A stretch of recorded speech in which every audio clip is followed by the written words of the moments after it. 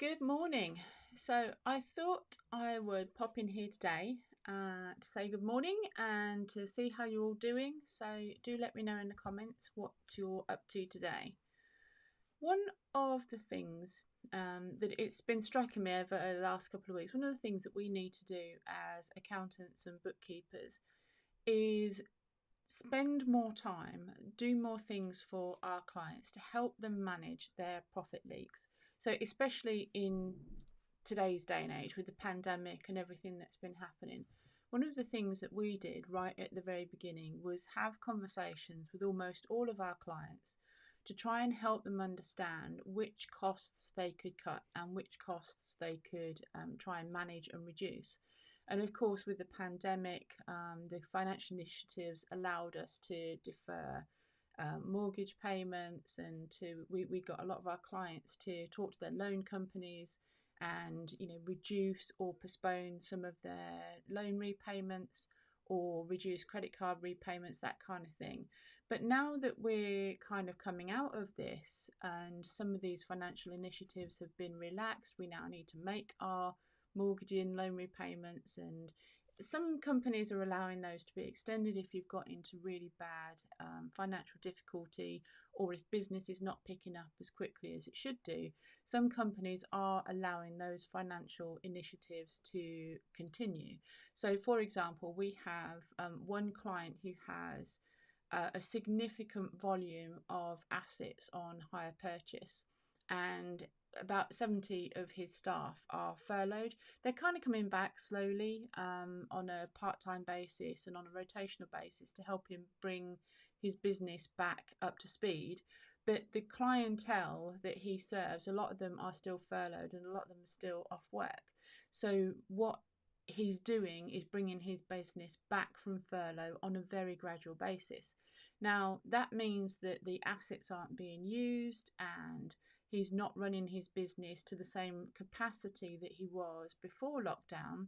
So he has continued to have a reduction in his hire purchase repayments, a holiday from his hire purchase repayments for much longer than many of our other clients.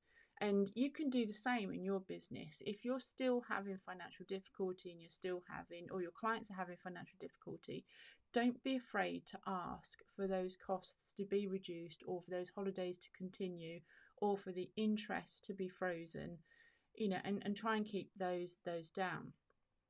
Now, what we've also done in our business is we've started to produce quarterly reports. Now, we've been doing this for quite a while for clients that we do the bookkeeping for, and we do this at year end. We've set up a series of standard reports in Xero that look at things where costs are controllable. So things like IT subscriptions, memberships, ongoing system software as a service, that kind of thing. And we've set up a report in Xero that looks at those costs for the last quarter.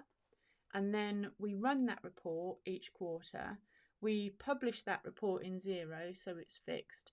And then we send a link to the client to that report in Xero and just say to them, right, these are the quarterly subscriptions and recurring costs that you are incurring in your business. Can you double check them? And this is basically for the client to review and see whether those costs are still necessary and are still important for their business, to see whether or not they've got opportunities to reduce those costs. So quite often with training or with IT costs or memberships and subscriptions, the client signs up and then they use it for the first few months. Business changes, system changes, things change, and then they forget about them, and those subscriptions still keep recurring. And of course, that money is going out of the business to a supplier or a system or a service that they're not using, instead of staying in the business and being used to pay out profit for the business owner. Now, if it's a 50 quid here and a £50 there and a £60 there, it tends to not be too painful. But if you add up the value of all the things that an entrepreneur often signs up for but then doesn't really need or use, it soon adds up. And if you multiply that by 12 months in a year, it starts to get really, really expensive. So one of the things that we try and do to add value is to highlight those and bring those to the attention of the client so that they don't have to go and find it. We're putting that information in front of them. Now, they still have to go and cancel any direct debits or any subscriptions or any things that they've signed up to but they don't need anymore, but at least we're adding value by putting that information in front of them. And I do the same in my business. So I have a report in my business that I produce, and I basically have a meeting with myself and I review everything that's on it. Do I need it? Am I getting value from it?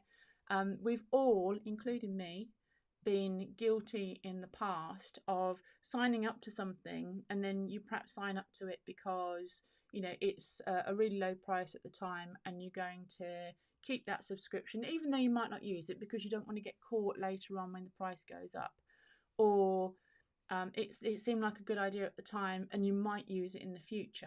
So you really have to try and kind of be brutal with these things. If you're not using them and you're not likely to use them in the next month or two, just get rid of them. That money, whether it's £50, £100, or £250 in some cases, is that money better in your supplier's product, in your supplier's pocket for a system that you're not using and is not adding value to your business, or is that money better in your business pocket so that you can eventually pay it out in dividends to yourself? And that's a question that I ask myself, that I ask my clients, and that Tom and Harry, when they produce these reports to the clients, they ask that question too. Is this stuff really adding value to your business or is it not? And that information is all put in front of them, it's all shared with them, and it's up to them whether they do something about it and whether they cancel that. So that's my top tip for today to help you and your clients manage your profit leaks, is have a regular report that in Xero that you can publish and you can check on a quarterly basis to make sure that you're not spending money or leaking money on things that you don't need, you don't use, and the money should be in your pocket, not the suppliers. So that's it from me today. Hope you have a fabulous and profitable day. Do put a like tick the box for a like if you liked this video and you found it useful. Do let me know in the comments whether you found subscriptions or memberships or things that you don't use. Do let me know whether you've got reports like this in your system and for your clients' businesses already, or is this something you're going to implement? Or if you've got a better profit hack, a different profit hack, a new profit hack, do let me know and let's share them with everybody. So that's it from me today. Have a profitable day and I'll see you soon. Bye.